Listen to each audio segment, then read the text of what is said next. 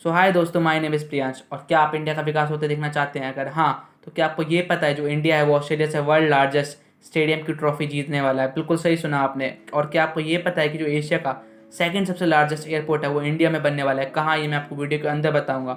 Don't tell me. Airport तो छोड़ो, आपको ये भी नहीं पता कि जो इंडिया है उसमें अंडर वाटर बुलेट ट्रेन भी चलेगी। और गलती से अगर आप अपनी पापा मम्मी या दादा दादी या चाचा चाची की चिक चिक सुन के मंदिर चले जाते हो और मंदिर में कृष्ण भगवान की लीलाओं को लाइव अपने सामने देखते हो तो घबराइएगा मत, क्योंकि इंडिया में बनने वाला फर्स्ट टाइम कृष्ण थीम लीला एडवेंचर पार्क। इस पार्क में भगवान की लीलाएं को आपके सामने बिल्कुल लाइव प्रकाशित कर दिया जाएगा। बिल्कुल सही सुना आपने।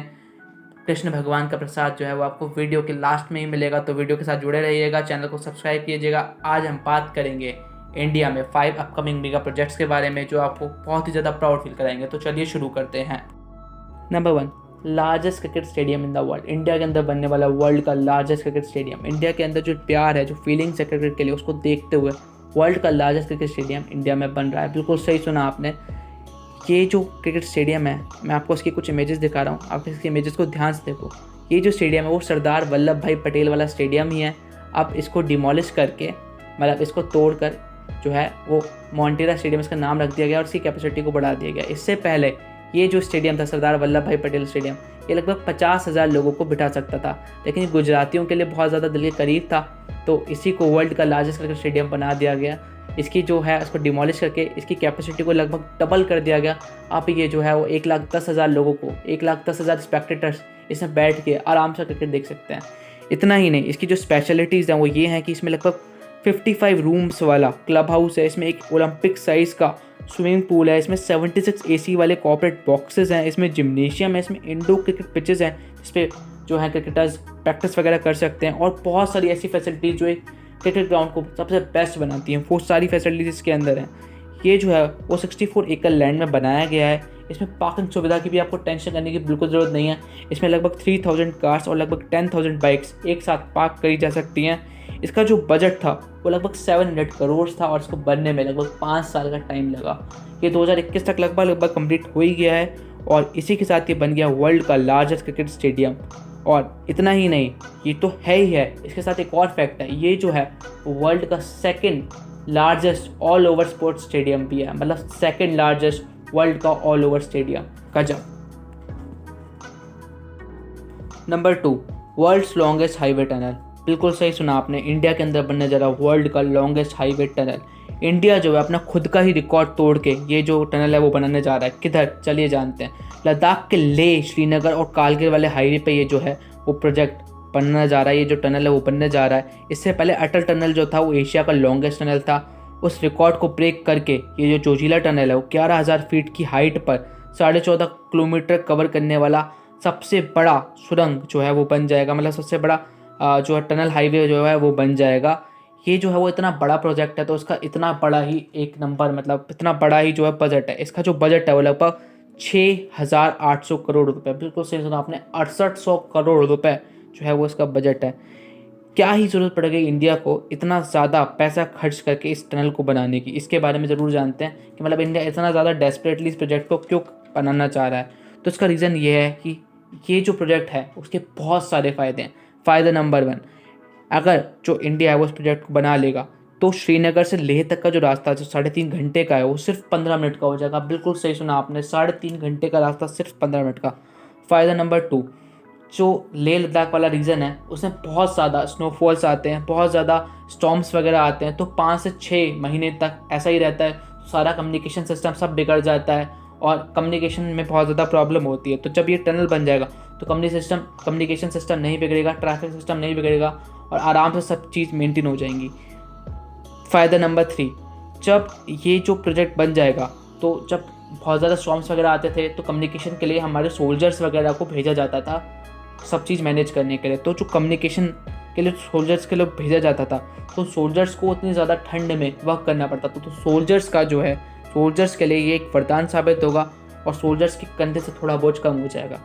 इस टनल्स की स्पेशलिटीज़ के बारे में जानते हैं। ये जो टनल्स है इसमें ambulance, fire brigade, lighting, ventilation, traffic prolonging power एक सिस्टम होता है ट्रैफिक को मेंटेन करने के लिए, वो हेड व्हीकल डिटेक्शन, ये सब, CCTV और बहुत सारी अन्य हाईटेक जो सुविधाएं हैं उससे ये जो है वो लेस होगा और ये 24/7 सारी सर्विसेज वर्क करेंगी। इसके साथ साथ हर 125 मीटर के अंदर इसमें एक इमरजेंसी SOS होगा, 101 नंबर होता है जो कॉल करके आप बुला सकते हैं वहाँ के पेट्रोल को। और 250 मीटर्स, हर 250 मीटर्स के अंदर रोड क्रॉस करने की सुविधा होगी।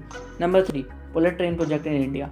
इंडिया में जो डेवलपमेंट है वो एकदम स्पीड से हो रहा है। नए नए प्रोजेक्ट्स जो है इंडिया में आ रहे हैं, नए नए इन्वेंशंस हो रहे हैं। इंडिया का जो दिमाग है, इंडिया के जो मतलब यंगस्टर हैं वो अपना दिमाग लगा रहे हैं, नए नए स्टार्टअप्स चालू कर रहे हैं। तो उसी को देखते हुए जब जो जापान के प्राइम मिनिस्टर इंडिया में आए थे तो मोदी जी ने हाथ मिलाते हुए उनके साथ जो है बुलेट ट्रेन वाला प्रोजेक्ट भी लॉन्च कर दिया। और इसी के साथ शिंजो आबे ने जो जापान के prime minister sir Shinzo Abe, उन्होंने अपनी दूसरी वाली जेब में हाथ डाला और इस प्रोजेक्ट को 80% जो है फंड कर दिया, यानी कि 88,000 करोड़ रुपए जो है इंडिया को उन्होंने लोन दिया है 50 सालों के लिए।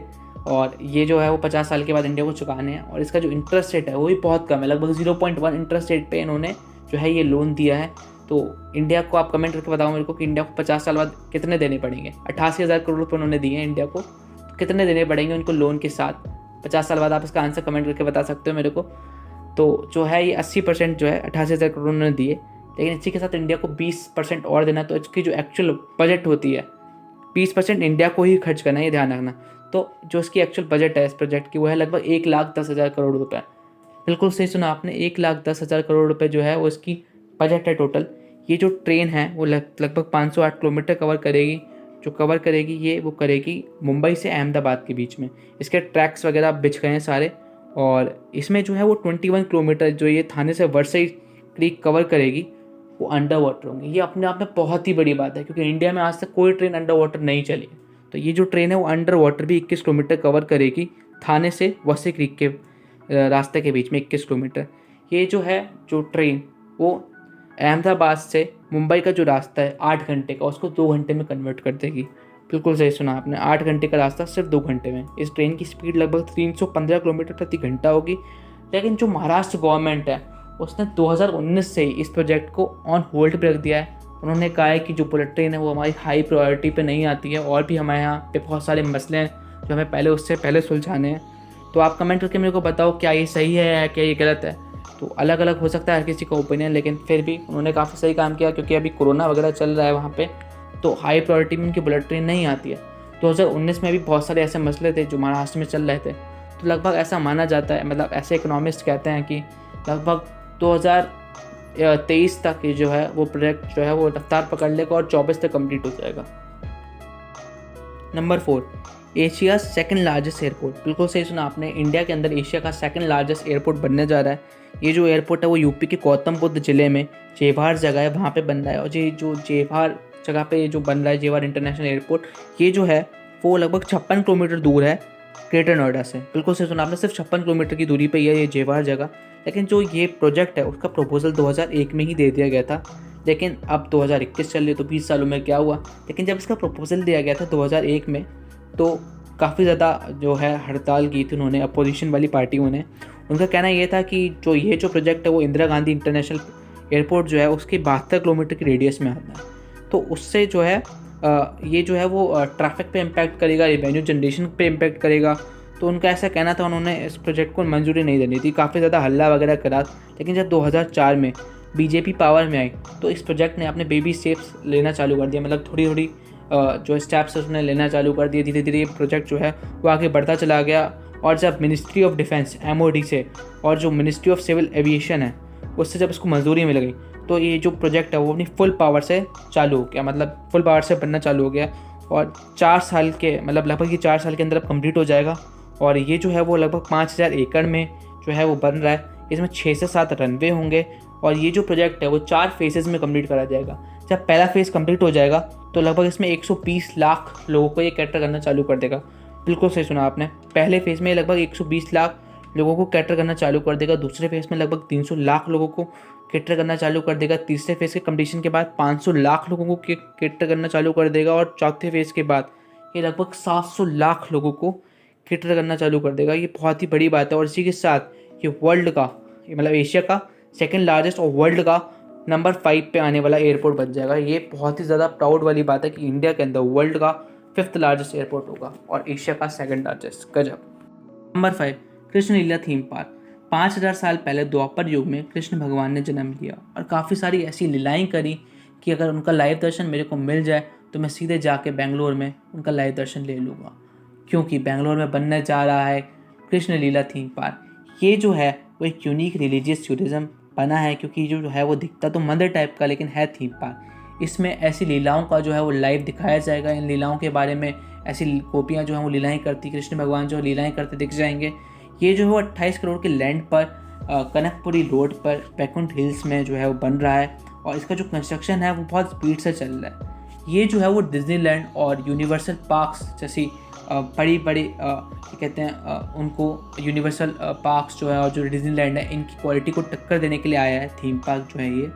और इसके डिज़ाइन पर ही, सिर्फ डिज़ाइन पर ही 4 से 5 करोड़ रुपए का खर्चा किया गया है। इसका जो बजट है वो है 700 करोड़ रुपए और इस बजट की जो फंडिंग है वो इस्कॉन टेम्पल के डिवोटीज़ ने करी है। इसका जो मेन एम है इस थीम पार्क का वो ये है कि जैसे आजकल के बच्चे आयरन मैन, स्पाइडरमैन, तूने चुराया मेरे दिल का चैन, ऐसी बातें करते रहते हैं, उनको अपने वैदिक हीरोज़ के बारे में नहीं पता है, तो उनको उनके वैदिक हीरोज़ के बारे में, उनकी इंडियन कल्चर के बारे में, संस्कृति के बारे में, ट्रेडिशनल टेम्पल और मॉडर्न इंफ्रास्ट्रक्चर का यूज़ करके बताना ही है। तो अगर आपको ये मेगा प्रोजेक्ट सुन के काफ़ी ज़्यादा प्राउड फील हुआ इंडिया के बारे में, कैसे इंडिया डेली नए रिकॉर्ड तोड़ते जा रहा है मॉडर्न इंफ्रास्ट्रक्चर वगैरह में, तो अगर आपको प्राउड फील हुआ तो इस चैनल को लाइक करें, शेयर करें और सब्सक्राइब करें फैक्टी शर्मा को। तो चलिए ख़त्म करते हैं आज की वीडियो इसी के साथ।